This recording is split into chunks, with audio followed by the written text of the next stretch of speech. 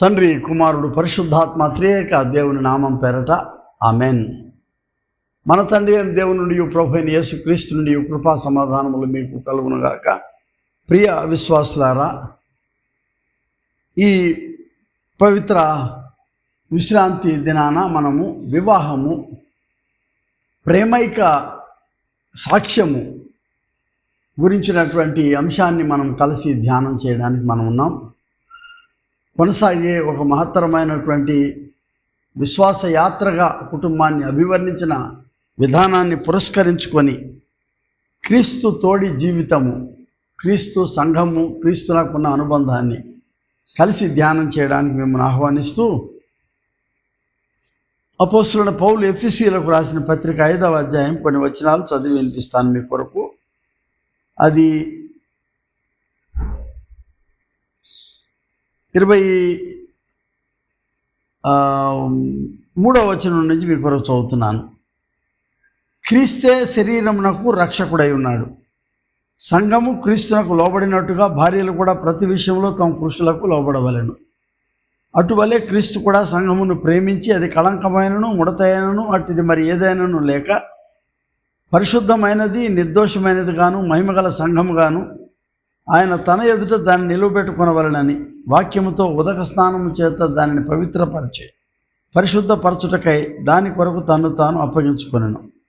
అటువలనే పురుషులు కూడా తమ సొంత శరీరముల వలె తమ భార్యలను ప్రేమింపబద్ధులై ఉన్నారు.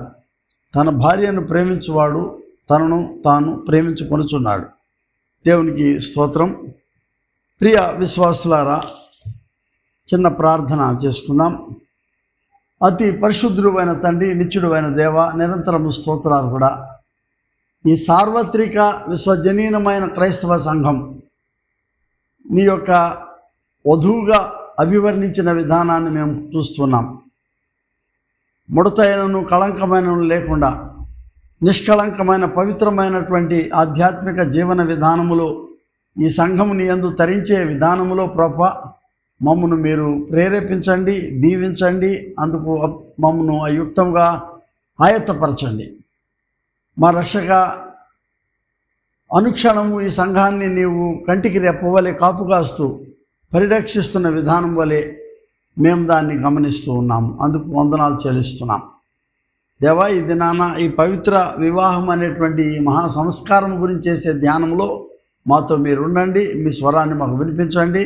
యేసునామం పేరట వేడుకొనుచున్నాము తండ్రి, ఆమెన్. మన ప్రభు అయిన యేసుక్రీస్తు దివ్య నామం పేరట మీ అందరికీ శుభములు, మా ఆశీస్సులు. వివాహము గురించినటువంటిది ఒక ఇది సహజంగా మరి ఇతర మతాలలో ఇంత దీనికి ప్రత్యేకించి వాక్యం చెప్పాలి ఈ వివాహం విషయంలో అనుకుంటారు, లేదు తెలీదు.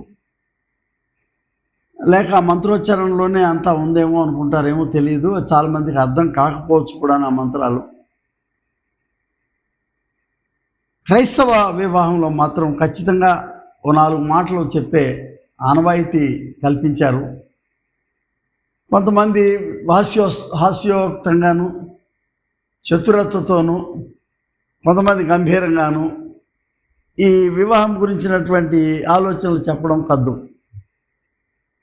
అది ఏమైనా వివాహము గురించినటువంటి ఒకటి ఆధ్యాత్మికత, రెండోది దానిలో ఉన్నటువంటి పరమార్థం, ఈ వివాహం యొక్క నిర్వచనం, ఆచరణ, సాంప్రదాయం, ఇవన్నీ కలగలిపి దీన్ని భారతీయ క్రైస్తవ వివాహంలో మనం జొప్పించి దాన్ని మనం ఆచరిస్తూ ఉన్నాము. గత 2000 సంవత్సరాలుగా క్రైస్తవ వివాహానికి ఒక నిర్దిష్టమైనటువంటి రూపురేఖలు ఉన్నాయి. కొంతమంది marriages are made in heaven అంటారు.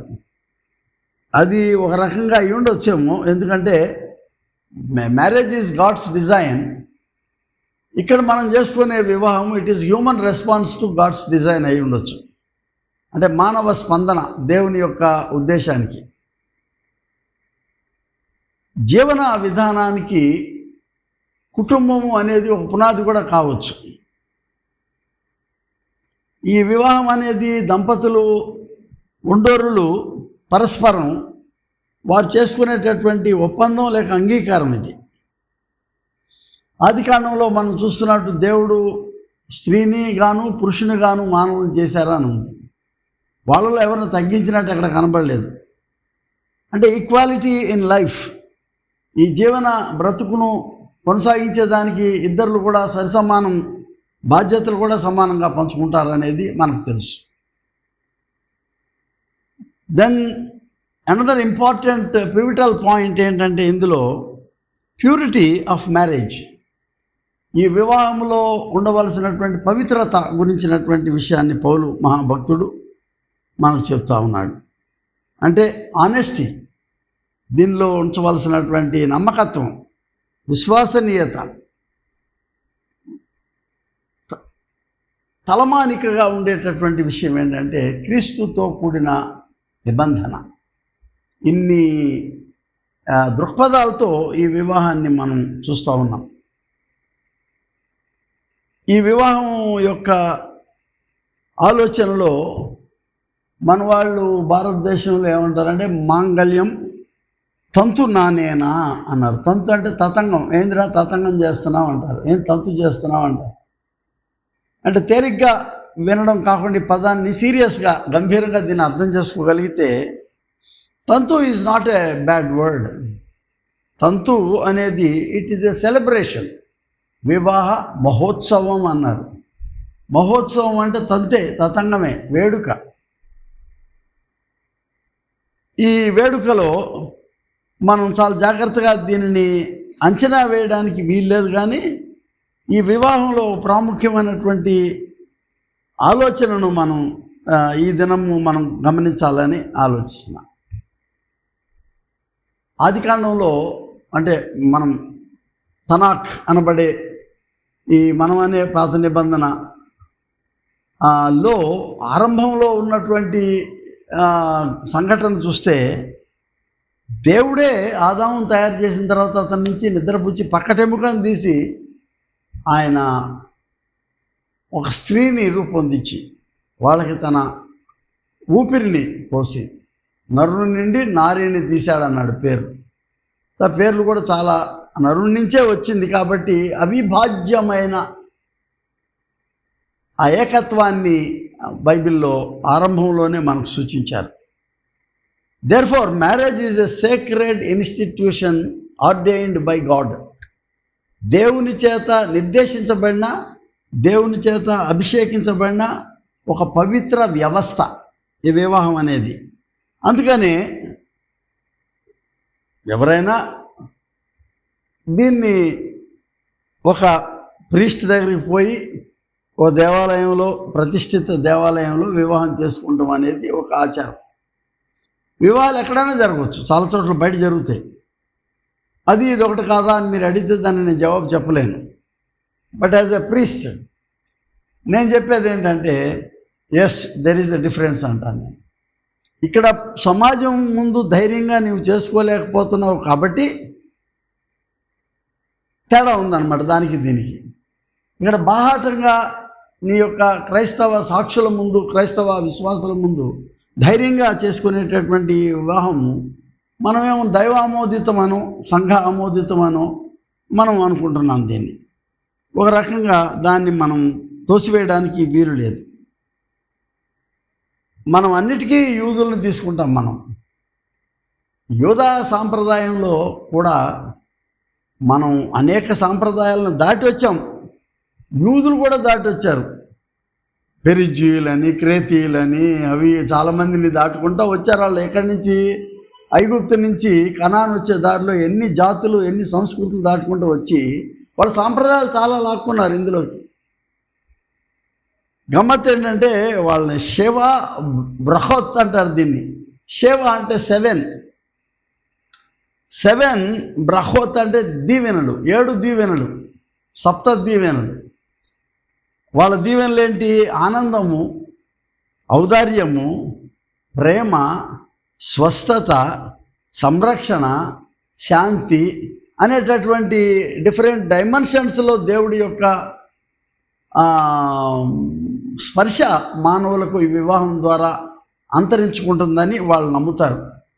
ఈ 7 దీవెనలు, షెవా బ్రహోత్, 7 దీవెనలు. మనం ఆశ్చర్యపడిన అవసరం లేదు. మనం ఈ దేశంలో ఉన్నాము, మన చుట్టూ ఉన్న సమాజం వాళ్ళు కూడా సప్తపది అంటున్నారు.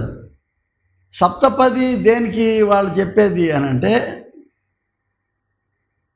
ఆ 7 అడుగులు వేసేది అన్నవృద్ధి కొరకంట, బలవృద్ధి కొరకు, ఘనవృద్ధి కొరకు ఆనర్, సుఖవృద్ధి కొరకు సాటిస్ఫాక్షన్, గౌరవం కొరకు రెస్పెక్ట్, దాంపత్య జీవనం కొరకు, సంతాన వృద్ధి కొరకు నువ్వు 7 అడుగులు వేస్తున్నావు.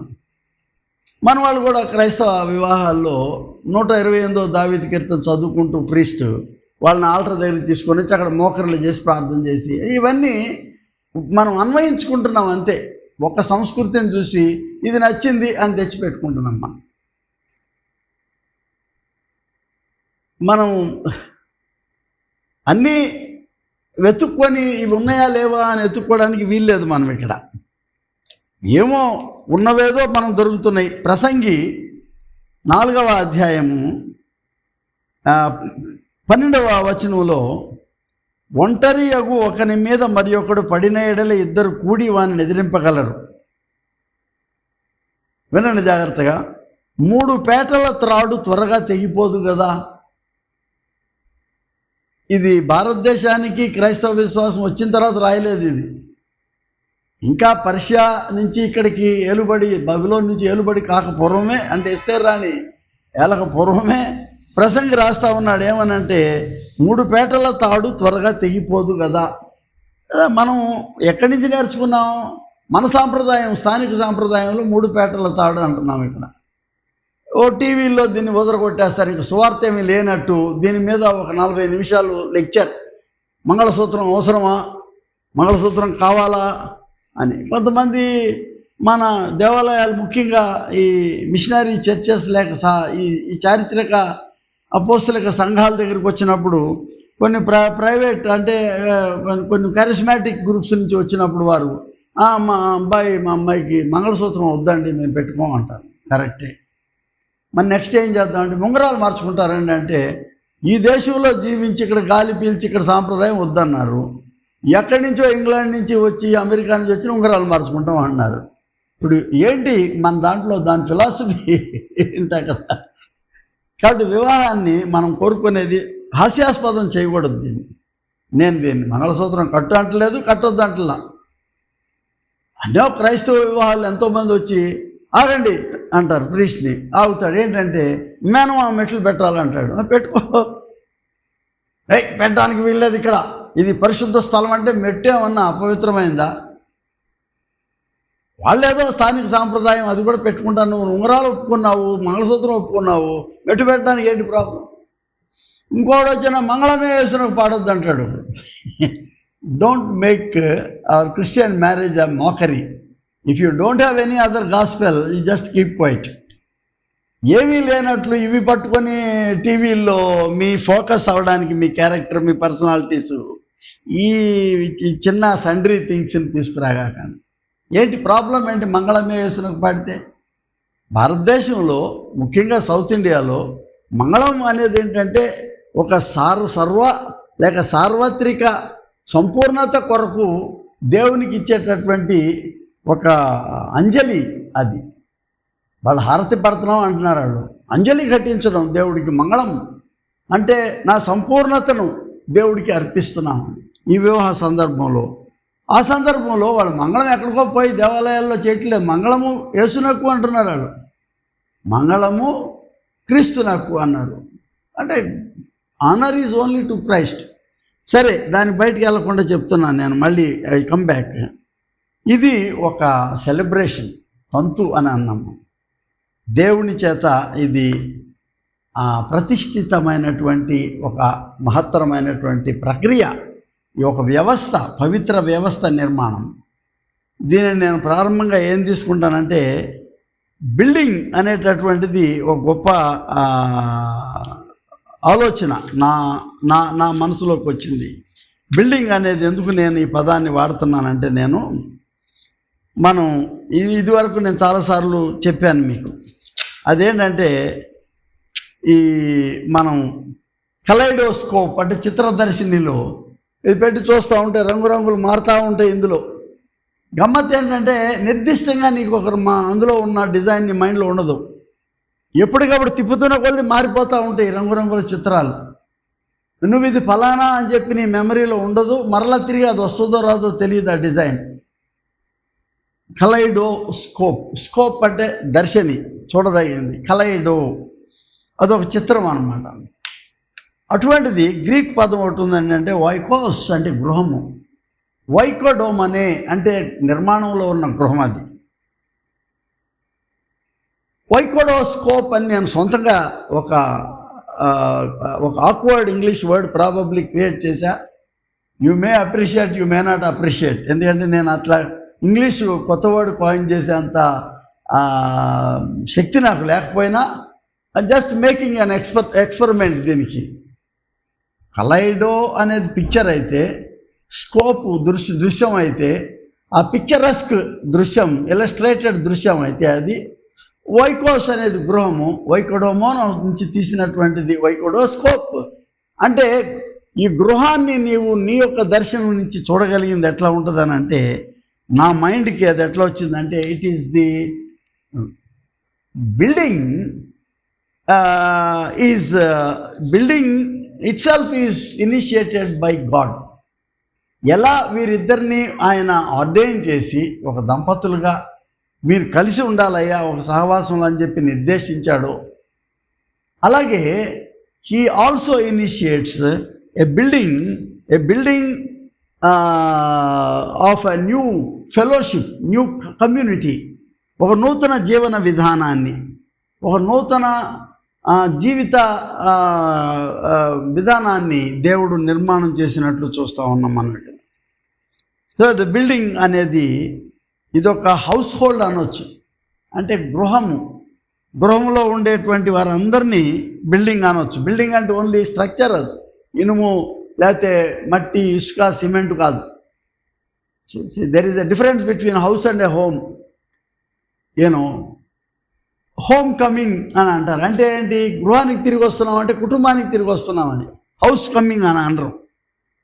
So the house is built on foundations. ఈ వివాహం అనేది జస్ట్ లైక్ దట్ జరగలేదు. ఇక్కడ భారతదేశం గురించి నేను మాట్లాడుతున్నాను. ఆ పెద్దలు ఈ పెద్దలు కూర్చొని వాళ్ళు రూపొందించినటువంటి ఆ parental faith, parental respect to the tradition, parental honouring the culture. వీడికి ఆమె సూట్ అవుద్దా లేదా, ఆమెకి ఇతను సూట్ అవుతాడా లేదా, విద్యార్హతలు, ఇతర సాంప్రదాయాలు అన్నీ చూసుకొని ఇవాళ రేపు ఏంటంటే కొంచెం క్రాస్ బ్యాటింగ్ మీద లేకపోయినా పర్లేదు అంటారు. అనార్థడాక్స్ బ్యాటింగ్ అంటారు క్రికెట్లో. ఎట్టైనా కొట్టవచ్చు, నువ్వు ఇంత నేర్చుకొని వేస్ట్, ఎట్టైనా కొట్టుకోవచ్చు కర్రతో అని కాదు. ఒక సాంప్రదాయం ఉంది ఇక్కడ. That is a house built on certain foundations కదా. మనకు తెలుసు మత్తయి సువార్తలో బుద్ధి గలవాడు, బుద్ధి లేనివాడు, ఆ స్టోరీ తెలుసు మనకు కదా. మత్తయి సువార్త 7వ అధ్యాయంలో బుద్ధి గలవాడు ఇల్లు కట్టాడు, బుద్ధి లేనివాడు ఇల్లు కట్టాడు. వాడు ఇసుక మీద కట్టుకున్నాడు, వరద వచ్చను, వాన వచ్చను, కొట్టుకుపోయింది. అంటే నువ్వు ఇష్టపడి నువ్వు చేసేసుకున్నావు అని నేను ఎవరికి పెట్టకుండా, అది నీ ఒక జ్ఞానంతో మీరు అనుకున్నారు.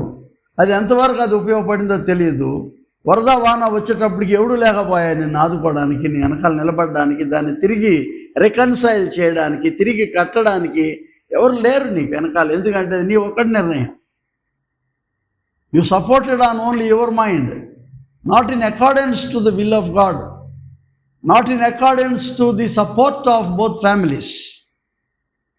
అది అక్కడ జరిగిన పొరపాటు అది. So parents are important because they are saints to me. నాకు పరిశుద్ధులు వాళ్ళు.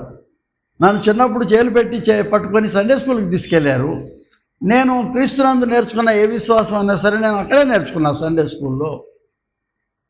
ఉదయం సాయంత్రం నా తల్లిదండ్రులు కూర్చోబెట్టి చిన్న వాక్యం చదివించారు నాతో. They are important to me. They are unshakable foundations to my family, to which Jesus Christ is the cornerstone. ఈ గృహానికి మూలరాయి ఎవరంటే యేసుక్రీస్తే. ఎప్పుడు దాన్ని అర్థం చేసుకోవాలని ప్రయత్నం చేస్తే అప్పుడు ఈ గృహం ఉత్త గృహం అవ్వదు, కేవలం నివాసయోగ్యం అవ్వదు. It becomes a holy temple to me. ఒక పరిశుద్ధమైనటువంటి గృహం అవుతుంది. దానికి ప్రిఫిక్స్ వస్తుంది హోలీ హౌస్, హోలీ టెంపుల్. దానిలో మనము, మన పెద్దలు, మన పిల్లలు ఎవరిని విస్మరించట్లేదు. ఒక్కొక్క స్థలం ఉంటుంది, ఒక మూల, ఒక వరండాలోనే ఎక్కడో చోటు ఉన్నారు వాళ్ళు. All are important in the house.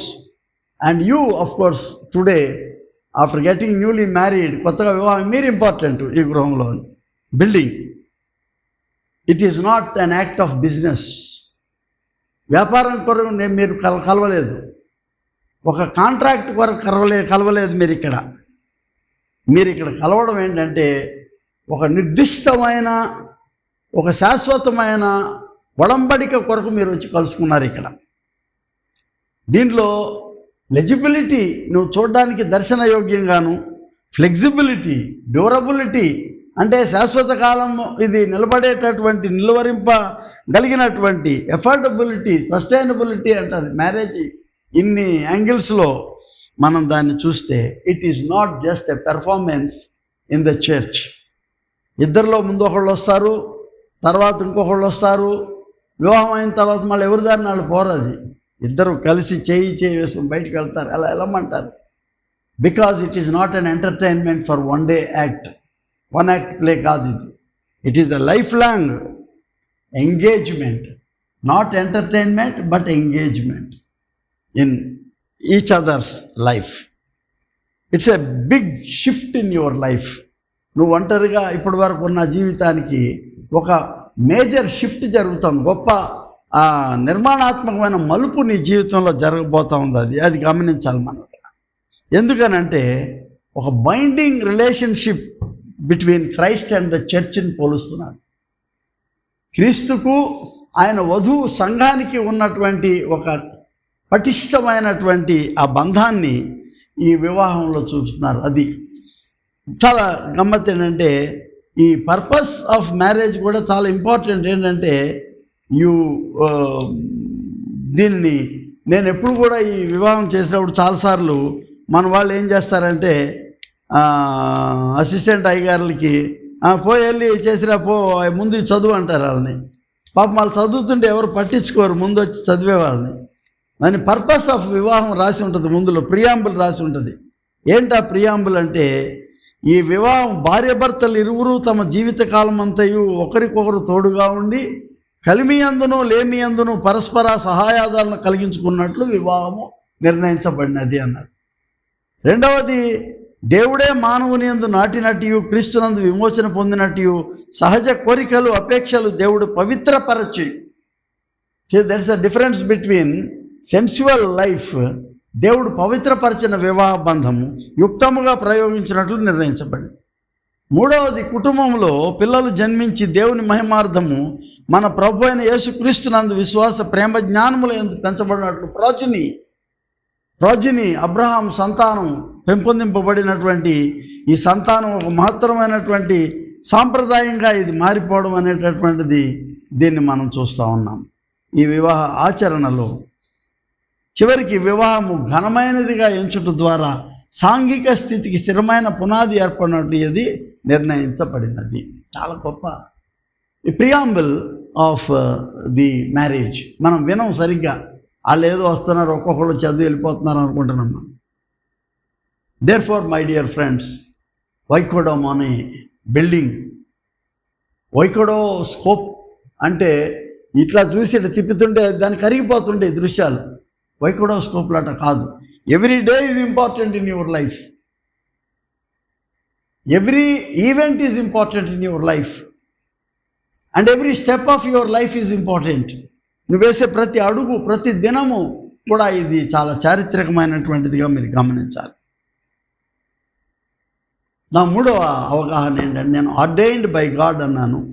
రెండవది, ఇది పటిష్టమైనటువంటి పునాది, బిల్డింగ్ నిర్మాణం అన్నాను.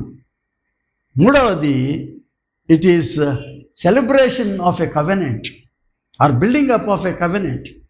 ఒక నిబంధన, దేవునితో ఉనగూడినటువంటి ఒక నిబంధన నిర్మాణం జరుగుతూ ఉంది.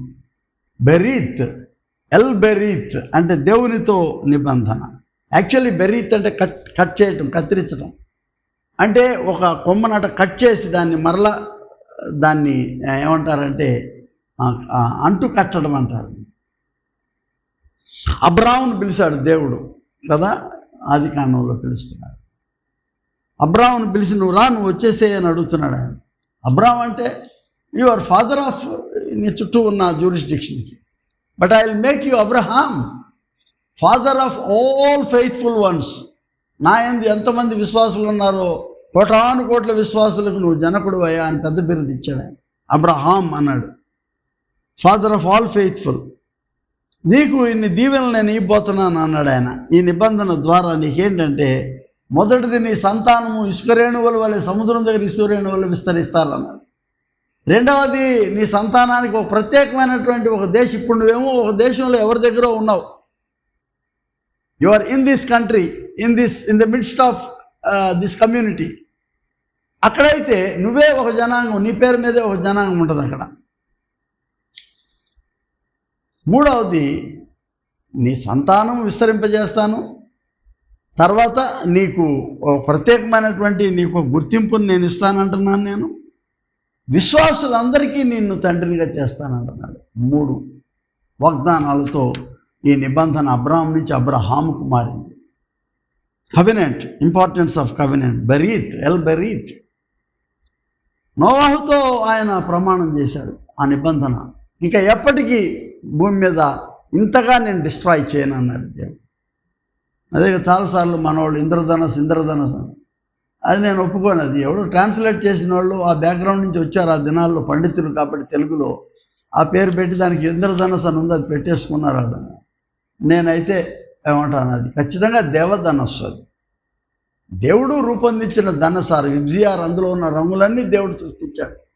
సూర్యుడిని, చంద్రుడిని. చాలామంది హేళనాస్పదంగా మాట్లాడతారు, ఏంటి మీ దేవుడు అంత పెద్ద సూర్యుడిని సృష్టించాడా, ఎవరు చెప్తావా అంటారు వాళ్ళు. అది హాస్యాస్పదమే. అలా హాస్యం చేశారు నోవాహుని. ఏమైంది? హాస్యం చేసి కొట్టుకుపోయారు ఆ వరదల్లో. దేవుడు నవ్వుల పాలు కాడు, వెక్కిరించబడ్డు. దేవుడు నోవాహును పైకెత్తాడు, ఓడను పైకెత్తాడు, ఒక నూతన జీవాన్ని అందులోంచి బయటికి తెచ్చాడు, ఓ నూతన కుటుంబాన్ని వెలికి తీసుకొని వచ్చాడు. ఆయన వెక్కిరించబడ్డాడు.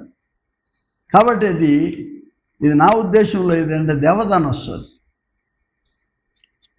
నువ్వు ఆకాశ ధనస్సును ఏ మతంతో సంబంధం లేకుండా నేను ఒప్పుకుంటాను. దేవధనస్సును దేవుడు తయారు చేసింది. అది మొజాయిక్ కమాండ్మెంట్, అది కవినెంట్. మోషేతో దేవుడు ఒక పెద్ద నిబంధన తీసుకొచ్చాడు, 10 ఆజ్ఞలతో తీసుకొచ్చాడు. ఊరికే రాలా మనకది. పాపం ఆయన అంత కష్టపడి రాత్రింబగళ్ళు 40 అహోరాత్రులు కూర్చొని రాశాడు బండ మీద. పెన్ను పేపర్తో రాయడం కాదు ఈజీగా, బండతో చెక్కి 40 రాత్రులు 40 పగళ్ళు. తీరా తీసుకొస్తే కింద ఇక్కడ అహరోన్ గారి సారథ్యంలో ఆ బంగారపు దూడను తయారు చేసి వాళ్ళు ఊరేగించుకుంటున్నారు. కోపం వచ్చింది. మోషే రాళ్ళు పడేశాడు. కానీ దేవుడు అన్నాడు, కవినెంట్ ఇచ్చింది నేను, ఆ ప్రజలను తెచ్చింది నేను, కోపం నాకుండాలి, నీకెందుకు ఉందాయా, రా నువ్వు మళ్ళా రా అని చెప్పి మళ్ళీ 40 అహోరాత్రుల్లో మోషేని కూర్చోబెట్టి పాపం మోషే ఎంత స్ట్రగుల్ అయ్యాడు, ఎంత సఫర్ అయ్యాడు ఈ నిబంధన కొరకు. ఏ నిబంధన అంటే 10 ఆజ్ఞలు. అండ్ క్రీస్తులో నూతన నిబంధన. సిలువపై ఇట్స్ అన్ అన్కండిషనల్. ఇక్కడ ఏం కండిషన్స్ లేవు. ఇక్కడ వాటి అన్నిటి కండిషన్స్ ఉన్నాయి. ఇక్కడ ఏ కండిషన్? అన్కండిషనల్. ఏంటిది? ఏ రకమైనటువంటి నియమాలు నేను పెట్టుకోలేదు ఆయన. You just believe in me, that's all. బెరీత్. దేవుడిని ముందుంచుకొని, దేవుడిని కేంద్రంగా ఉంచుకొని చేసేటువంటి ఈ ప్రామాణికమైనటువంటి నిబంధన, క్రీస్తుతో అనగూడిన నిబంధనతో ఈ వివాహంలోకి నువ్వు వచ్చావు. అందుకు కదా నువ్వు చెప్తున్నావు, ఏమంటున్నావు నువ్వు? ఆరోగ్యమైనను వ్యాధి అందును కదా, తర్వాత నీ యొక్క ఆస్తిలోను, నీ యొక్క పేదరికంలోను, అన్ని చోట్ల కూడా నువ్వు ఆయనతో నీవు ఒకరినొకరు మీరు ఒకరినొకరు ప్రేమించుకుంటారనేది మీరు చెప్పారు. మేము నమ్ముతున్నాం అది. You said that. మీరు చెప్పిన మాటలే అవాగ్దానాలు. దాని నుంచి పక్కకు తొలగడానికి వీలు లేదు. So celebration of covenant. మీరిద్దరూ కలిసి అక్కడ వాగ్దానం చేస్తున్నారు. ఆ వాగ్దానం చాలా ఇంపార్టెంట్. దేవుడి ముందు దేవుడిని మోసం చేయటం లేదు, మనం దేవుడిని హేళన చేయటం లేదు.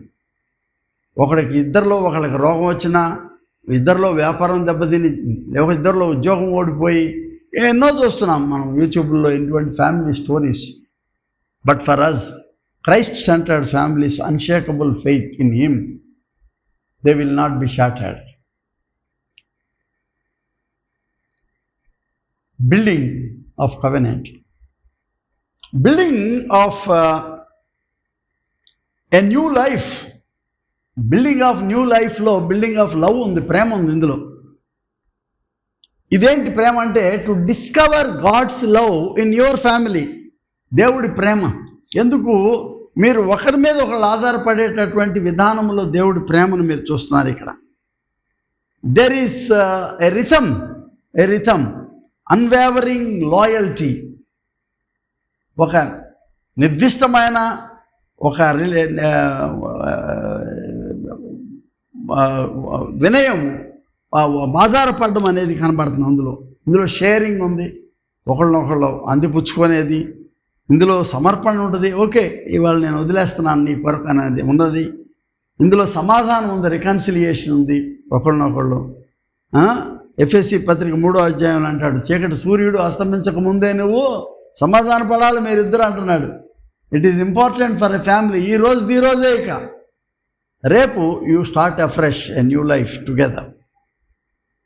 And also you are rooted in love. వేరిపారి ఎఫ్ఎస్సి పత్రికలో 3వ అధ్యాయంలో మనం చూస్తున్నాం. మీరు క్రీస్తు ప్రేమనందు మీరు వేరిపారేటటువంటి మీ జీవితాల గురించి ఆయన చెప్తా ఉన్నాడు. ఏంటి అది? దేవుని ఆ సంపూర్ణత యందు పూర్ణులగునట్లుగా ప్రేమయందు వేరుపారి స్థిరపడి. Your foundation is based on the rock Christ. సమస్త పరిశుద్ధులతో కూడా దాని వెడల్పు, పొడుగు, లోతు, ఎత్తు ఎంతో గ్రహించుకున్నటకు, జ్ఞానమునకు మించిన క్రీస్తు ప్రేమ తెలుసుకున్నటకు తనకు శక్తి గలవారు కావాలని ప్రార్థించున్నాం. ఎట్లా స్టార్ట్ చేశాడు ఆయన? ప్రతి కుటుంబము ఏ తండ్రిని బట్టి కుటుంబం అని పిలువబడుతున్నదో ఆ తండ్రి ఎదుట మోకాళ్ళుని. అంటే ఏంటంటే ప్రేయర్ సెంటర్డ్. తండ్రి ఇంపార్టెంటా తల్లి ఇంపార్టెంట్ అనే తర్వాత ఆలోచిద్దాం. ప్రేయర్ సెంటర్డ్, మోకరించి దేవుని ముందు ఈ జీవముతో కూడినటువంటి ఈ నూతన ప్రేమను మీరు వీ షుడ్ సెలబ్రేట్ దిస్ అనేది కనబడతా ఉంది.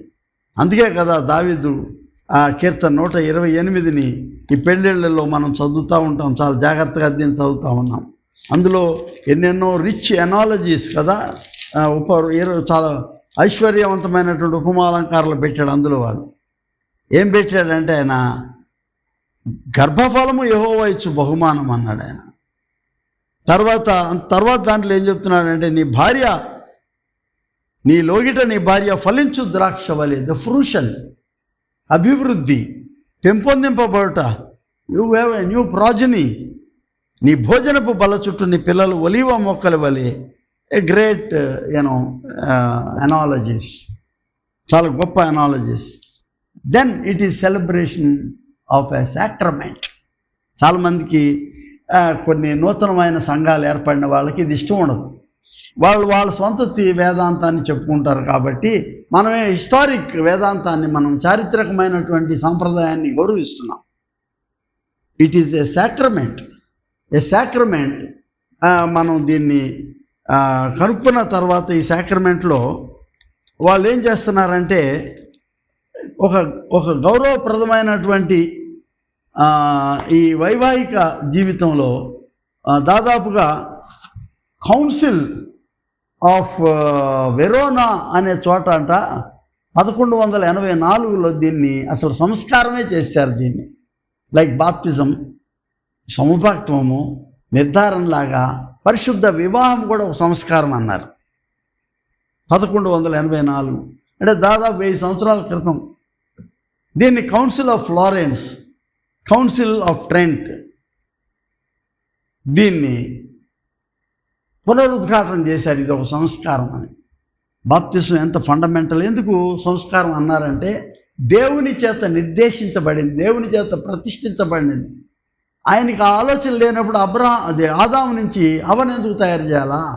వాళ్ళ దంపతులుగా ఎందుకు నిర్దేశించాలా? నీ పిల్ల తరానికి నేను దీవిస్తానని ఎందుకు అనాలా? శారా దగ్గరికి పోయి నీకు క్రమమైనటువంటి నీకు ఒక చక్కటి సంతానాన్ని నేను ఇస్తానని ఎందుకనాల, వాగ్దాన కుమారుని ఇస్తానని. మనోవాకి వాళ్ళకు సంసోన్ని ఎందుకు ఇస్తానన్నాల, నాజరు చేయబడినటువంటి వాడిగా. హన్నాకు సమూయేలుని ఇస్తానంటే అర్థం ఏంటంటే God has a purpose in this family institution. ఈ యొక్క వ్యవస్థను గౌరవించాడు ఆయన, వ్యవస్థను దీవించాడు ఆయన. అందుకే ఆయన ఏమన్నాడంటే దీన్ని it is not just a sacrament like any other things, but మీరిద్దరు ఒండోరులు యాక్సెప్ట్ చేశారు దీన్ని. When it is sacrament it is also a mystery. Mystery అంటే ఏంటి? మర్మం కదా. నేను ఎప్పుడు చెప్తా ఉంటాను సెంట్రిఫ్యూగల్, సెంట్రిపీటల్. ఈ సెంట్రిపీటల్ అంటే ఏంటంటే ముడుచుకుపోయేటండి, సెంట్రిఫ్యూగల్ బయటికి విస్తరించేది. ఎవడు కూడా మీ కుటుంబాన్ని తలుపులు తెరిచి అందరూ బాహాటంగా పెట్టరు.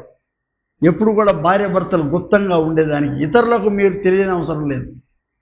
Not even to your parents తెలియని అవసరం లేదు. దేవునికి తెలుసు. మీరు హృదయము అంతరంద్రియములు ఎరిగిన నీతిగల దేవుడు ఆయన. కాబట్టి it is neither centripetal Nar ఫ్యూగల్, but it is సెంట్రి క్రిస్తూస్, క్రీస్తు కేంద్రితమైనటువంటి కుటుంబంగా. ఎప్పుడైతే ఇది మిస్టరీగా ఉంటుందో, కుటుంబం అనేది మిస్టరీయే, సాక్రమెంట్ అండ్ మిస్టరీ ఉంటుందో, అప్పుడు మత్తయి సువార్త 19వ అధ్యాయం 6వ వచనంలో అంటాడు, కాబట్టి వారికను ఇద్దరు కాక ఏక శరీరముగా ఉన్నారు కనుక దేవుడు జతపరిచిన వారిని మనుషులు వేరుపరచకూడదు. It is bound by God. అంతేకాకుండా ఆయన అసలు హెబ్రీ పత్రికలో ఏమంటాడు దాన్ని, he talks about the purity of life గురించి మాట్లాడుతూ ఉన్నాడు ఆయన. వివాహం అనేది చులకనగాను మీ ఇష్టం వచ్చినట్టుగా తీసుకోవడానికి వీలు లేదు అని చెప్పేశాడు ఆయన. వివాహాన్ని చులకనగా తీసుకోవద్దని చెప్పాడు ఆయన. అది చాలా హెబ్రీ పత్రిక యొక్క ప్రాముఖ్యమైనటువంటిది ఏంటంటే, వివాహం అన్ని విషయములలో ఘనమైనది కనుక పానుపు నిష్కలమైనదిగా ఉండవలనని. What a sublime statement. పానుపు నిష్కలంకం అంటే, ఇందాక మనం చదివిన ఎఫెసీ పత్రికలో, నీ భార్య నీ సొంత శరీరం వల్లే చూసుకోవాలంటే నువ్వు పవిత్రంగా ఉండాలనే కదా కోరుకుంటున్నావు నువ్వు. So purity occupies important place in the family. Purity importance అది చాలా ప్రాముఖ్యమైనది. ప్రియ స్నేహితులారా, ఈ వివాహ ఆచరణలో మనము దేవుడు నిర్దేశించాడన్నాను, ప్రతిష్ఠ చేశాడు, దేవుడు నిర్మాణం చేశాడు. బిల్డింగ్ వైకొడోమో స్పోపోస్ అని అన్నాం మనం. ఇది నిబంధనాపరమైనది అన్నాం. ఏంటంటే ఇది ఎల్ బెరీత్, దేవునితో వనకూడినటువంటి నిబంధనగా మనం ఉండాలి. క్రీస్తునందు వేరుపారి స్థిరపడేటటువంటి కుటుంబంగా, ఈ తుఫాన్లు గాలి వానలకి కొట్టుకుపోయే ఇసుక మీద కట్టే ఇల్లు కాకుండా బండ మీద, క్రీస్తు అనే బండ మీద కట్టబడిన unshakable foundations. Even your parents from both sides are important. కట్టబడినటువంటిది దానిలో ఒక్కొక్కళ్ళు ఇంపార్టెంట్. నీ వైఫ్ ఏమో ద్రాక్షవల్లిలాగా ఉంటుంది, నీ పిల్లలు ఒలివ మొక్కల వలె. What a rich analogy here. దీని నుంచి చివరికి నేను కోరేది ఏంటంటే, బిల్డింగ్ అండ్ సెలబ్రేటింగ్ పీస్. నీ ఫ్యామిలీ, ఇరుగు పొరుగు వాళ్ళు, అరే ఏం శబ్దాలు వస్తున్నాయిరా, ఎమ్మ కొట్టుకుంటున్నారా, హేళన కానీ మాకండి కుటుంబాన్ని. ఏం అరుపులు వినబడుతున్నాయిరా, సాయంత్రం ఇద్దరు ఆఫీస్ నుంచి వచ్చాక, ఇద్దరు స్కూల్ నుంచి వచ్చాక అని అనకూడదు. సాయంత్రం అయ్యేటప్పటికి ఒక పాట వినబడాలి. ఈ సాయంత్రమున రాత్రి అయ్యానా నేనును నా ఇంటి వారును జీవితాంతం వరకు నీకు బోల్డ్ పాటలు ఉన్నాయి. Let people here your pricing God. నా చిన్నప్పుడు నేను పెరిగిన నా స్థలంలో ఇక్కడ ఇంట్లో ఒక పాట వినబడుతుంటే సాయంత్రం 6:30 నుంచి మొదలైపోతాయి పాటలు. 7:30 వరకు ఒక గంట సేపు ఏదో ఒక ఇంట్లో ఏదో ఒక పాట వినబడతా ఉంటుంది ఇక్కడ. What a glorious picture it was. ఇవాళ నేను అక్కడ గమనిస్తే పాటల కథ వదిలిపెట్టు, సాయంత్రాలు ఇళ్లలో ఎవడు ఉండలేదు అక్కడ. ఆ వంటలు వండుకోవడానికి ఆడవాళ్ళు మాత్రమే ఉంటున్నారు అంతే. వాళ్ళకు కూడా ఫ్రీడమ్ దొరికితే ఉండరేమో. A Christian family is a living family. A living family. ఎక్కడ ప్రార్థన ఉంటే అక్కడ కూడిక ఉంటుంది. ఎక్కడ కూడిక ఉంటే అది స్థిరమైన కుటుంబంగా ఉంటుంది. ఇది చాలా it builds this Christian family builds not only love, not only a new life, but it gives, it builds forgiveness, reconciliation, peace. మీ కుటుంబంలోనే కాకుండా బయట వాళ్ళకు కూడా ఈ కుటుంబం నుంచి వచ్చే సమాధానం అందాల. A fragrant witness in the midst of your community. It brings healing to your society there. It brings healing to the society. Friends, నా ముగింపు అనేది కాదు, కానీ నా యొక్క ఆలోచనలో మరొక ప్రాముఖ్యమైనటువంటిది ఏంటంటే, ఇది celebration of a pilgrim journey. ఒక విశ్వాస యాత్ర వేడుక, ఇది ఉత్సవము. ఈ ఉత్సవంలో నీవు నీ తోడి నీ భార్య, లేక నీవు నీ తోడి భర్త, ఈ యొక్క విశ్వాస యాత్రకు మీరు ముందుకు సాగుతూ ఉన్నారు. ఇక్కడ మీరు ఎ పిల్గ్రిమ్ జర్నీ కదా. Roads indicate the civilization of the people. సింధు లోయ నాగరికత అనగానే అన్ఫార్చునేట్లీ మనమో చెప్పుకుంటాం భారతదేశంలో, కానీ ఆ సింధు లోయ మన దగ్గర లేదు. ఇక్కడ పాకిస్తాన్లో ఉంది. ఇప్పుడు మొహంజోదారో, హరప్ప అన్ని అటే వెళ్ళిపోయింది. మన దేశం చరిత్ర చెప్పాలన్నా అక్కడి నుంచే, మన దేశం లిపి రావాలన్నా అక్కడి నుంచే, దేవుళ్ళ గురించి మాట్లాడాలన్నా ఆర్యులు ఎట్ట వచ్చారన్నది అక్కడి నుంచే చెప్తాం మనం. కానీ వాళ్ళ నాగరికత గురించి చెప్పినప్పుడు, మా దేశంలో 2500 సంవత్సరాల క్రీస్తుకు పూర్వమే నాగరికతను చెప్పేదానికి ఏదంటే సింధులు. అలాగే క్రీస్తుని గురించినటువంటి indication, who will testify the civilization, who will testify your culture, Christ culture or Christian culture. Roads indicate the civilization. A Christian family indicate a new culture, a new civilization, that is the Christian civilization. A Christian witness, దీన్ని a peace hyphen family, శాంతిని, సమాధానాన్ని enjoy చేస్తున్నటువంటి ఒక కుటుంబాన్ని ఇక్కడ మనం చూస్తున్నాం.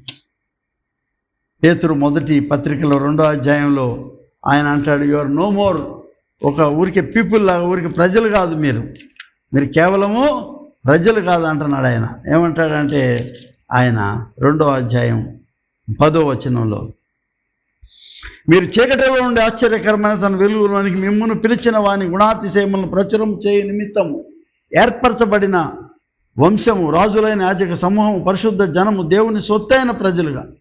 You are no more just people, you are people of God. You bring fragrant witness and you will be helping others. People look at you for a kind of solace. నీ వైపు చూస్తున్నారు వాళ్ళు, నీ యొక్క సహాయం కొరకు వాళ్ళు చూస్తున్నారు అక్కడ. కాబట్టి ప్రియ విశ్వాసులారా, ఈ క్రైస్తవ వివాహంలో మనకు మోడల్స్ ఉన్నాయి కొన్ని. పౌలు చాలా గొప్పగా చెప్పాడు, ద్రాక్షవల్లి, ద్రాక్ష తీగలు. అంటే ఆయన ద్రాక్షవల్లి అయితే మనందరం తీగలు అంటున్నాం, దానికి బ్రాంచెస్, దానికి పళ్ళు, ఫ్రూషన్ గురించి మాట్లాడుతూ ఉన్నాడు. Jesus is identified as the true wine. అంటే నీకు సపోర్టివ్గా నిలబడుతున్నాడు ఈ కుటుంబంలో ఆయన. దేవుడు ఆయన gardener, as a wine dresser. దీన్ని ఎండిపోయి తుంచేసి ప్రూనింగ్ చేసేటటువంటి వాడు దేవుడు అని కనబడతా ఉంది అక్కడ మనం. అవసరమైతే కత్తిరింపు ఉంటుంది. కత్తిరింపు అంటేనే ఎల్ బెరీత్, నిబంధన అని మనం తెలుసుకోవాలి. You are the people of God, we depend on God. మీ ఇద్దరు ఒకళ్ళ మీద ఒకళ్ళు ఆధారపడ్డారు, మీ ఇద్దరు కలిసి దేవుని మీద ఆధారపడ్డారు. అల్టిమేట్లీ ఆధారపడడం అనేది చాలా ప్రాముఖ్యమైనటువంటి ప్రక్రియ, ఆధ్యాత్మిక ప్రక్రియ కుటుంబంలో అనేది. ఎక్కడ ప్రార్థన, ఎక్కడ ఈ దేవుడిపై ఆధారపడి ఉంటుందో ఆ కుటుంబం చెదిరిపోతుంది. ఆ కుటుంబం లాయర్ల దగ్గర తిరగదు, ఆ కుటుంబం కోర్టుల దగ్గరికి వెళ్ళదు, ఆ కుటుంబం దగ్గరికి ఇంకా ఇతరులు వస్తారు, నీ దగ్గర సలహా సంప్రదింపులు పడవు. You become a source of piece, you become source of reconciliation. A Christian family, it brings a fragrant witness. మనము ఆ స్థితికి ఎదగడానికి, ఈ పోయిన కాడికి ఈ సమాజంలో ఇరుక్కుపోయి మనం చిన్న ఇష్యూస్, టీవీ చిన్నది కావాలా పెద్దది కావాలా, వైఫై ఇద్దరికి చెరోటి వేరు ఉండాలా, ఒకళ్ళకు ఉండాలా, ఇన్స్టాగ్రాముల విషయంలోనూ ఇవే కొత్తగా పెరిగిపోతున్నాయి. కొత్త ఇప్పుడు ఏఐలు కొత్తగా వచ్చినాయి. ఇప్పుడు ఆర్టిఫిషియల్ ఇంటెలిజెన్స్ పెరిగే కొలది మన ఈ నాగరికత మనల్ని ధ్వంసం చేయకూడదు, మన సంస్కృతిని ధ్వంసం చేయకూడదు. పెరగనిది ఒకటే ఉంది, ఏంటంటే అది క్రీస్తుతోడి అనుబంధం.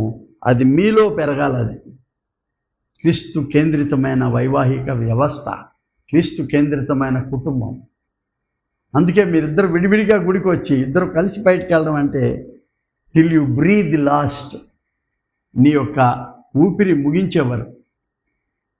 ముగించేవారు మీరు ఇద్దరు ఒండోరులు ఒకరిపై ఒకరు ఆధారపడి దేవుని సముఖంలో ఆయన ఏర్పాటు చేసినటువంటి ఆ యొక్క ఉద్యానవనంలో ఒక ప్రత్యేకమైనటువంటి పూలుగా మీరు పూయాలి. ప్రత్యేకమైన పరిమళాన్ని మీ నుంచి రావాలి. ప్రత్యేకమైనటువంటి ఫలాలు మీ బిడ్డలు బయటికి రావాలి. తర్వాత ప్రార్థన చేసుకుందాం. ప్రియ ప్రభువా, పరలోకపు తండ్రి, మా కుటుంబాలను నీవే నిర్మాణం చేశావు. అందుకే మేము నీ మందిరాల్లోకి వచ్చి నీ సన్నిధానంలో వివాహం చేసుకోవాలని ఆశపడతాం. మా చుట్టూ ఉన్న సమాజం మాకు ఇంపార్టెంట్. మా పితరులు చాలా ప్రాముఖ్యం.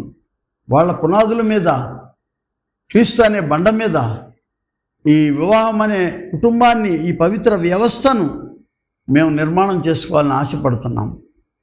నాయన, మీరు మా కేంద్రంగా ఉండాలని, ప్రతి కుటుంబానికి కేంద్రంగా ఉండాలని మేము ప్రార్థిస్తున్నాం. ప్రార్థనకు నీ సన్నిధానంలో చేరిన ఏ కుటుంబాన్ని నువ్వు తోసివేయవు నాయన. చాచిన నీ చేతులతో వారిని తాకండి, వారిని స్పర్శించండి. వారి కొరకు దాచిన నీ ఈవులను అనుగ్రహించి నీ కొరకైన పరిమళ భూయిష్టం ఇచ్చే, సాక్ష్యం ఇచ్చే కుటుంబాలుగా వారిని తీర్చిదిద్దుకోమని, మీరే మహిమ ఘనత కీర్తి పొందాలని యేసునామం పేరట వేడుకొనుచున్నాం పరమ తండ్రి. ఆమెన్. మన ప్రభు అయిన యేసుక్రీస్తు కృప, తండ్రి అయిన దేవుని ప్రేమ, పరిశుద్ధాత్మ యొక్క నిత్య సహవాసము, సమాధానము మీకు, మీ కుటుంబాలకు సదా తోడయుండును గాక. ఆమెన్.